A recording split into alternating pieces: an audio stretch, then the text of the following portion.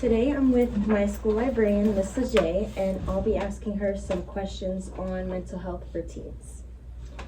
So, what is the biggest mental health issue you see in teens today?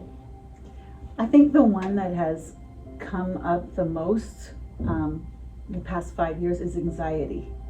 I think kids think, and I think it's from social media, and I think that students are thinking too much about how they're viewed, and they worry about that. And it comes at teenagers when they're just forming their identity. So it's a really terrible time because all of your energy should be focusing on who you are. And two things are coming at them at the same time. So, what do you think is the cause and solution to that issue? Not using as much social media, number one, and practicing sort of mindful practices. Students, in a time where things are so chaotic and you're given so much information, so many types of people that you can come across, I feel the best way is to really be mindful of who you are and who you want to be. What kind of person you want to be. Do you want to be a kind person? Do you want to be a selfish person? Who do you want to be? So that mindfulness of really every day thinking about who you are and what you want to be. Like meditating. Meditating. I really believe Taking in time for yourself. Yes, self-reflection, centering yourself. Those are practices that people think, oh, that's crazy, but it really does make you feel yourself in a really positive way. And I feel like it'll boost your confidence when you know who you want to be as a person. Absolutely. There you go. And just breathing. Just if you listen to yourself breathe and you remind yourself of who you are, you say, we all make mistakes, but when you make a mistake and say, that's not me, right away you can change course because you're constantly being reminded of who you are and you don't listen to all the craziness. Buddhists call it the monkey brain, which just means that always telling you. But if you just stay focused and just breathe, there's a lot of songs that say just breathe, and we don't really pay attention to it, but really that's a secret. So, do you think being a teen now is different than when you were, and if so, how? Very different. It's funny to say, very similar and very different. I think there's more tension on adolescence. When I was a kid, it was really, there were some ways that people looked at kids wrong. If you turned 18, they'd say, get out, move out. And now today, that seems so crazy that we would put teenagers living on their own. So it was crazy. And of course, there are some families that still do that, but for the most part, that's not really the way life is.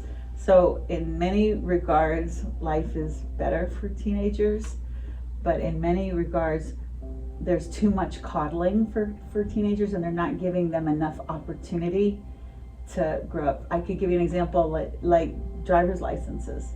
When I was a kid, we couldn't wait. When we turned 15, boy, that was, and now there's a lot of kids will say, no, it's okay if my parents drive me, and I'm afraid to drive. I have too much anxiety to drive.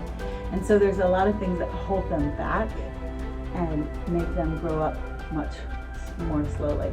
And the way to become an adult is to constantly take risks and constantly try to do something that you don't think you can do, and then you prove to yourself that you can do. Yeah, I agree. Like my grandma, she still doesn't know how to drive, so she has a supermarket close to her, but it's kind of inconvenient for her when she has to go to like events and stuff. Usually my mom takes her or someone else in the family. Yeah, see, so not taking on an adult skill actually makes all the other adults have to take it on. And obviously, everybody loves your grandmother, so they're going to do it. But if you really think about it, it's a burden. It's a burden to other people, micro burden, So based on those differences, how would you advise your peer to approach or handle a teen struggling with a mental health issue today? I think that adults who don't understand the anxiety that students go through and young people, teenagers go through, has got to get informed about it, because they have to have more compassion. When you see a student who has a lot of anxiety, you can't be super strict with them and because I said so. That's not going to work. We have a class with a student who has super high anxiety, and the only way I can get the best out of that child is firmness. I'm firm, but love, a lot of encouragement, a lot of, I know you can behave. I know those are the only ways that we can soothe them enough that they get over. And we've seen growth with that student a little bit. And we can't, they say Rome wasn't built in a day. You can't change everything, but you have to have a lot more empathy and a lot more compassion for, because you can't explain it. What you see on a day on your phone, you cannot explain to an adult, because they were fully formed by the time they saw a phone. So it's just, don't even try to explain it. It's more, I think they have to educate themselves on it. Yeah. And the last question is, if you could give one piece of advice to someone my age, what would it be? Do something harder than you think you can. Go for something higher than you think you're able. I know that when I was young, I wouldn't do something unless I thought I would be good at it. And that's just not the way it is. Finally, when I got to a certain level where I was with people who were real accomplished or higher than me, and I realized, oh, I could have done that, or I had the talent to do that, and I held myself back by thinking, no, if it's not perfect, I'm not going to do it. And you have to, even if you feel like an imposter, you have to just reach out. There's a saying about college that, what do you call a doctor when they graduate with a C average? You could say last in their class, right? But you could also say doctor, they're still a doctor, right? So even if you think you're going to be mid or not mid, that you should still go for it. Because if it's what you care about, you're going to fix what you're not good at, and you're going to be really good at to it. push yourself. Like, when I learned to ride my bike without training wheels, it took a long time Exactly. to learn. And there's no option, because you are determined to do it. So you have to, so that is what I would call grit. That's another thing. We have to keep trying. A lot of times, I used to always tell the difference between a good reader and a low reader is a low reader will read something and say, I didn't understand it. I never understand it. Oh well, moving on. Whereas a good reader, if they read something they don't understand, I didn't understand that. Let me read it again, because I always understand things I read. You see that confidence and that doing it again, and then they read it again.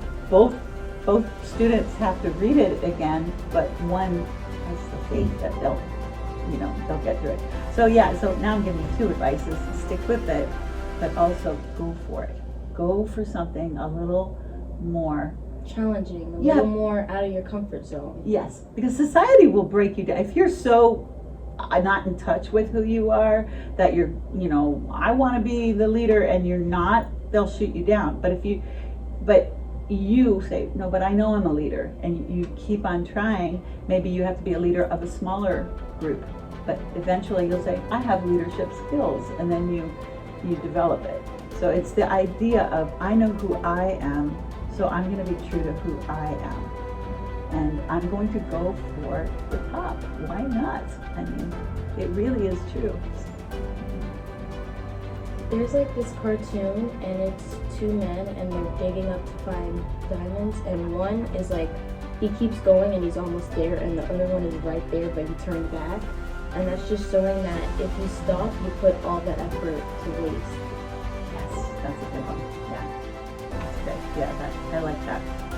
And but you know that's another one too, because I've seen the gambling industry use that because they want you to keep gambling, and so you have to be, what is the goal? Sometimes you do put a lot of effort in something and it's really not working. So if all of your intuition is saying that means dig another hole or go somewhere else, and it's not a complete waste, because if something is so difficult, life shouldn't be that difficult. There should be, you have to put some effort, but when you're doing the right thing, when the whole world is with you, when things are working out, there's synchronicity, and you know that, okay, this is more my vibe, this is more what I should be doing, because you'll feel the support and you'll know you're in the right spot. Well, that's all the time we have today. Thank you, Mrs. J, You're for welcome. letting me interview you. Great interview.